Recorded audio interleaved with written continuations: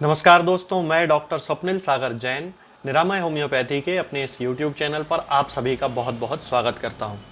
दोस्तों, हमारे आज के ज़माने में जो सबसे बड़ी प्रॉब्लम है वो ये है कि हमारा जो शरीर है, यानी कि हम लोग बार बार बीमार होते रहते हैं। और हम जब उसके कारण का पता लगाने की कोशिश करते हैं तो हमें पता चलता है कि हमारे शरीर का जो रोग प्रतिरोधक रक्षा तंत्र, यानी कि हमारा जो इम्यून सिस्टम है, वो बहुत ज़्यादा वीक है। और उसके वीक होने का कारण ये है कि हम लोग जो खाना खाते हैं उस खाने के द्वारा हमारा जो पोषण है वो पूरा नहीं हो पाता है, हमें पूरी तरह न्यूट्रिएंट्स नहीं मिल पाते हैं। तो आज के इस वीडियो में मैं आपको बताऊंगा कि हम खाने पीने की किन चीज़ों की सहायता से अपनी इम्यून पावर को, यानी कि इम्यूनिटी को हम बढ़ा सकते हैं, हमारे इम्यून सिस्टम को हम स्ट्रॉन्ग कर सकते हैं। इस वीडियो को अंत तक देखते रहें, क्योंकि इसमें मैंने बहुत सारी चीज़ें बताई हैं जो हमारे जनरल हाउस होल्ड की चीज़ें हमारे घर में बड़ी आसानी से पाई जाती हैं, लेकिन हम उनका सही से उपयोग करना नहीं जानते हैं। इसलिए हमें ये नहीं पता रहता है कि ये जो वस्तुएं हैं ये हमारे इम्यून सिस्टम को बढ़ा सकती हैं, हमारी इम्यूनिटी को बढ़ा सकती हैं। तो दोस्तों, चलिए शुरू करते हैं। सबसे पहले हम शुरू करते हैं दोस्तों विटामिन सी से। हमारी बॉडी में जो सबसे ज्यादा जरूरी चीज होती है वो है विटामिन सी। और हम विटामिन सी को किन चीजों से प्राप्त कर सकते हैं, वो है सिट्रस फ्रूट।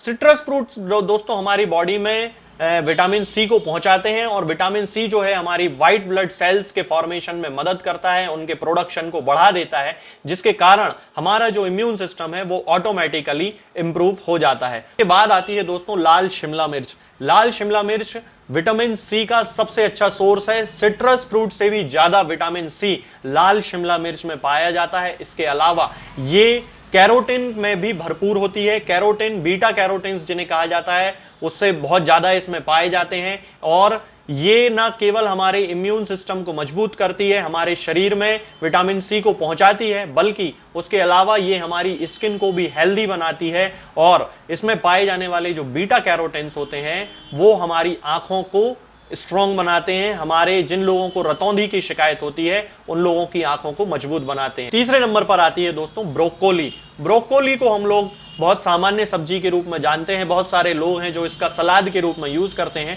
दोस्तों, ब्रोकोली जो होती है वो विटामिन और मिनरल्स से भरपूर होती है। इसमें विटामिन ए, विटामिन सी और विटामिन ई भी पाया जाता है। इसके अलावा इसमें बहुत ज्यादा मात्रा में एंटीऑक्सीडेंट्स और फाइबर्स भी पाए जाते हैं। ब्रोकोली जो है वो सबसे हेल्दीएस्ट वेजिटेबल मानी जाती है, लेकिन इसको खाने का जो सबसे अच्छा तरीका है कि इसको कच्चा खाया जाए, यानी कि इसको ज्यादा पकाया ना जाए, तो ये सबसे अच्छे रिजल्ट देती है। इसके बाद आता है दोस्तों गार्लिक।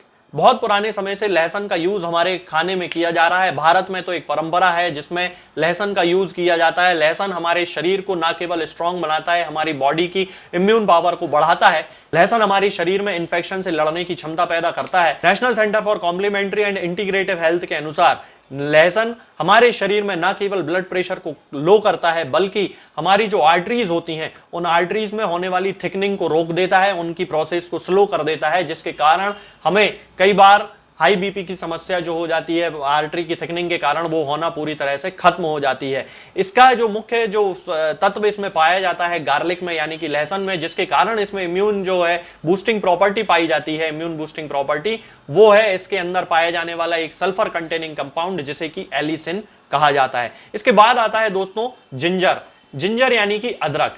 जिंजर का जो प्रयोग है वो भी हमारे घरों में बहुत पुराने समय से किया जा रहा है। अदरक का अचार भी बहुत सारे लोग खाते हैं, अदरक की चाय बहुत सारे लोग पीते हैं, और सामान्यतः उन लोगों को अदरक खाने को जरूर दिया जाता है जिनके गले में इंफेक्शन हो जाता है, सोर थ्रोट की जिनको प्रॉब्लम हो जाती है। इसके साथ ही जिंजर यानी कि अदरक नौशिया जिन लोगों को होता है, यानी कि उल्टी आने की बार बार इच्छा जिन लोगों को होती है, उन लोगों को उल्टी की इच्छा खत्म करने में बहुत ज्यादा हेल्प करता है। और इसके साथ ही इसका उपयोग मिठाई के साथ भी किया जाता है कई जगहों पर, और जिंजर रोल बनाए जाते हैं।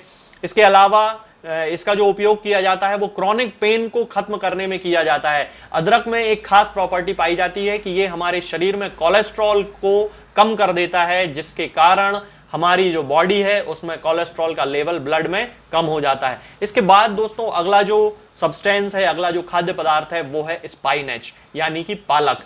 दोस्तों पालक जो है वो हमारी बॉडी में बहुत ज्यादा इंपॉर्टेंट है हमारे शरीर के लिए, और विटामिन सी का एक बहुत अच्छा सोर्स है ये। इसके अलावा इसमें बहुत सारे एंटीऑक्सीडेंट्स और बीटा कैरोटीन्स पाए जाते हैं जो कि इन्फेक्शन से लड़ने की शक्ति हमारे शरीर को प्रदान करते हैं, ठीक ब्रोकोली की तरह। और पालक को भी यदि कच्चा खाया जाए, यानी कि कम से कम इसको पकाया जाए और उसको उसी अवस्था में खाया जाए तो बहुत अच्छा है, लेकिन उसके पहले इसको अच्छे से धो लेना चाहिए, क्योंकि बहुत सारे लार्वा जो हैं वो इसमें पाए जाते हैं।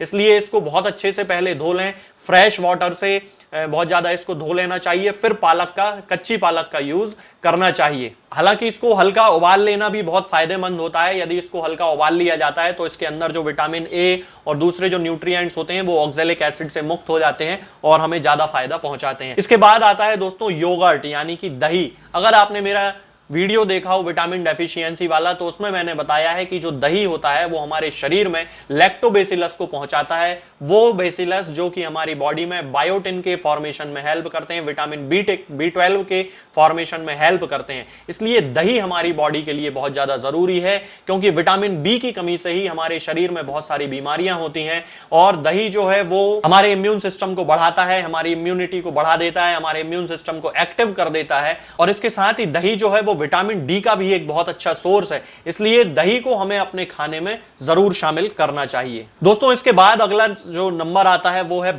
आलमंड्स का, यानी कि बादाम का।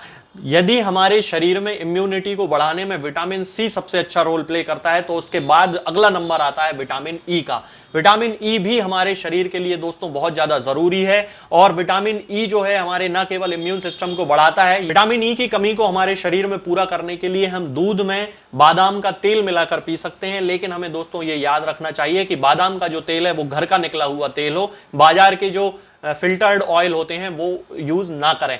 सामान्यतः विटामिन ई जितनी हमारी बॉडी में पर डे जरूरी होता है, उसके लिए 46 बादाम यानी कि 46 जो शेल्ड आलमंड्स होती हैं, यानी कि बादाम जो होती हैं, यदि उनको इकट्ठा कर लिया जाए तो उसमें जो विटामिन ई की मात्रा होती है वो हमारी एक दिन की विटामिन ई की मात्रा को पूरी करने के लिए जरूरी होती है। दोस्तों इसके बाद अगला नंबर आता है हल्दी का। हम लोग बहुत अच्छे तरीके से जानते हैं कि हमारे किचन में जो सबसे ज्यादा चीज यूज की जाती है वो होती है हल्दी।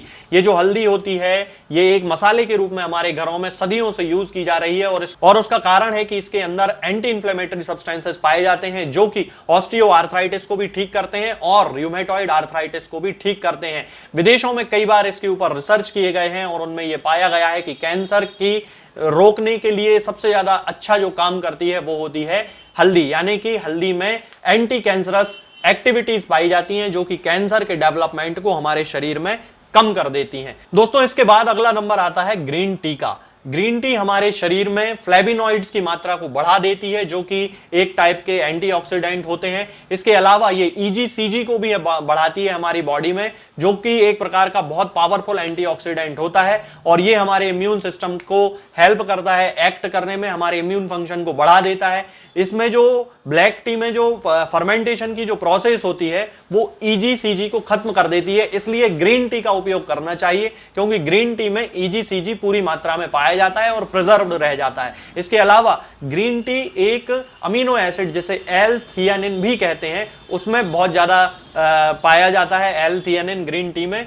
और एल-थियानिन हमारी बॉडी की टी सेल्स में जर्म फाइटिंग कंपाउंड के प्रोडक्शन में हेल्प करता है। इसके बाद अगला नंबर आता है दोस्तों पपीते का। पपीता जो है हमारे घरों में यूज किया जाता है, हम लोग इसे बहुत अच्छे तरीके से जानते हैं। पपीता विटामिन सी का बहुत अच्छा सोर्स होता है। हमें डेली विटामिन सी जितना चाहिए होता है, हर दिन जितना विटामिन सी चाहिए होता है, उतने से 224% एक पपीते में पाया जाता है। इसके अलावा पपीते में डाइजेस्टिव एंजाइम भी पाए जाते हैं जिसे पेपेन कहा जाता है, जो कि एंटी इंफ्लेमेटरी इफेक्ट देता है। और पपीते में पोटेशियम भी पाया जाता है, बी विटामिन भी पाए जाते हैं और फॉलेट्स भी पाए जाते हैं, जो कि हमारी बॉडी में एक ओवरऑल इंप्रूवमेंट के लिए बहुत ही ज्यादा इंपॉर्टेंट होते हैं। दोस्तों इसके बाद अगला नंबर आता है सनफ्लावर सीड्स का, यानी कि सूरजमुखी के फूलों के बीज का। सूरजमुखी के फूलों के बीज यानी कि सनफ्लावर सीड्स जो होते हैं वो न्यूट्रिएंट्स से भरपूर होते हैं। उनमें फास्फोरस, मैग्नीशियम, विटामिन B6 ये सब बहुत अच्छी मात्रा में पाया जाता है। इसके अलावा इनमें विटामिन ई सबसे ज्यादा मात्रा में पाया जाता है, जो कि बहुत ही पावरफुल एक एंटीऑक्सीडेंट होता है। और विटामिन ई जो है वो हमारी बॉडी में रेगुलेट करता है, हमारे इम्यून सिस्टम को मेंटेन करता है, हमारे इम्यून सिस्टम को। इसके अलावा विटामिन ई एवोकेडोज में भी पाया जाता है और डार्क लीफी ग्रीन वेजिटेबल्स में भी विटामिन ई अच्छी मात्रा में पाया जाता है। तो दोस्तों ये जो सारी चीजें हैं ये हमारे घरों में बड़ी आसानी से मिलती हैं, हमारे घरों में रखी रहती हैं, लेकिन हमें ये पता नहीं रहता है कि हम इनका उपयोग कैसे करें। तो ये सारी चीजों का हम उपयोग कर सकते हैं और हमारे इम्यून सिस्टम को बढ़ा सकते हैं। इसके अलावा यदि हम होम्योपैथी की बात करें तो होम्योपैथी में अवीना सैटाइवा का मदर टिंचर 10-10 बूंद दिन में 3 बार आधे कप या 1 कप पानी में मिलाकर पीने से, और उसके साथ ही अल्फा अल्फा माल्ट को 1 चम्मच सुबह 1 चम्मच शाम को दूध में मिलाकर पीने से बहुत ज्यादा हेल्प मिलती है हमें अपनी बॉडी के इम्यून सिस्टम को बूस्ट करने में, बढ़ाने में। इसके अलावा दोस्तों अश्वगंधा का जो पाउडर होता है वो भी बहुत ज्यादा हेल्प करता है हमारी बॉडी में इम्यून सिस्टम को ग्रोथ कराने में। और इसके बाद आंवला, जैसा कि मैंने आपको अपने पिछले एपिसोड में भी, पिछले वीडियो में भी मैंने आपको बताया था कि आंवला एक ऐसी चीज है जिसको हम हर मौसम में कई तरीकों से यूज कर सकते हैं। उसका पाउडर बना सकते हैं, हम उसका जूस पी सकते हैं, उसका हम आंवला मुरब्बा खा सकते हैं, उसका हम अचार खा सकते हैं, हम सब चीजों में उसका यूज कर सकते हैं और वो हमारी बॉडी में हमारे इम्यून सिस्टम को ग्रो करने में बहुत ज्यादा हेल्प करता है। तो दोस्तों आज के लिए फिलहाल इतना ही। आगे के वीडियोस में हम बात करेंगे कुछ नई बीमारियों और उनकी होम्योपैथिक दवाओं के बारे में। तब तक के लिए जय हिंद, जय भारत।